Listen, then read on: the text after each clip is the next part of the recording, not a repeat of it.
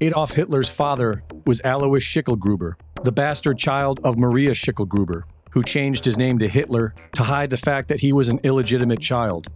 Many historians have claimed that Maria was impregnated by Baron Rothschild when she worked for him. The Rothschilds have been known to breed thousands of illegitimate children under different names to serve the family's agenda. And their name isn't really Rothschild.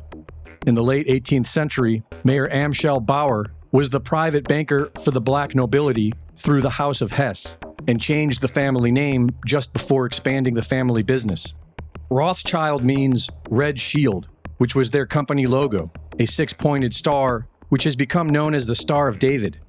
This was not a Jewish symbol. It was introduced by the Rothschilds, who later funded the Zionists. And in 1948, Rothschild influence compelled the State of Israel to adopt the hexagram as their national symbol. In the late 1800s, Cecil Rhodes set up a secret society to preserve the expansion of the British Empire. Known as the Milner Group, their main focus from 1920 to 1938 was to maintain the balance of power in Europe by building up Germany and pitting them against France and Russia. They discussed creating a situation that would compel Germany to start a Second World War.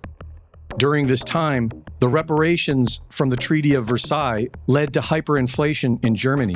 And in 1930, as the international banking system was collapsing, the Young Plan was enacted, which required Germany to pay about 2 billion Reichsmarks annually, payable through 1988. This scheme was funded by J.P. Morgan, led by the founder of RCA, and directed by members of the Milner Group. It broke the German economy. In 1933, Hitler secured funding from the Bank of England, which was run by the Rothschild banking dynasty. This deal was brokered by John Foster Dulles and Allen Dulles, who later headed the CIA. With initial funding from the Rothschild Bank of England, Germany invaded Poland and received additional funding from the Bush family's Brown Brothers Harriman. The Germans were fueled by Standard Oil and supported by Ford, General Electric, DuPont, and IBM, all of which profited greatly from the war.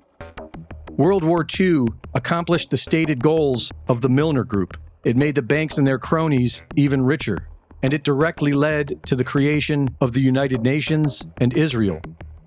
Theodor Herzl, the founder of the Zionist movement, was not a religious Jew. Officially, he was an atheist, but more likely, he was an occultist agent of the Rothschilds. He was no fan of the Jews. In his own words, he sympathized with anti-Jewish sentiment. His original plan was to have them all convert to Catholicism, and when that failed, he decided they should be expelled from Europe. In 1933, the Havara Agreement, or Transfer Agreement, was made between Nazi Germany and the Zionists, wherein German Jews would be sent to Palestine. Non-Zionist Jews did not want to leave, and so the Nazis encouraged them through persecution. In 1917, the British government announced its support for the establishment of a national home for the Jewish people in Palestine, known as the Balfour Declaration, and seized control of the land. After the Second World War, with Holocaust propaganda used as the catalyst, this land was gifted to the Zionists from the British, and the State of Israel was officially created. Between 1947 and 1949, the Zionists murdered the locals, destroyed hundreds of villages, and expelled more than 700,000 Palestinians. A savage invasion celebrated every May 15th, known as Nakba Day.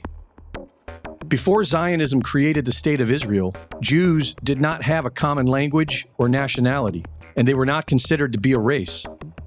The historical record tells us that the Khazars were known for starting wars through deception, and about 700 years ago, they all converted to Judaism. These are the Ashkenazi Jews, who later became Zionists and persecuted the Sephardic Jews of Palestine. They do not follow the teachings of the Torah. They follow the Talmud, ancient teachings that can be described as anti-Christian or satanic.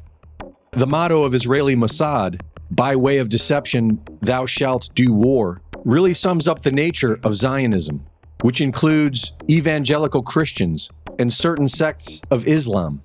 With 80% of the world being religious, religion is the easiest way to ignite a war, which is what the central banks always want. Reporting for InfoWars, this is Greg Reese. Podcast.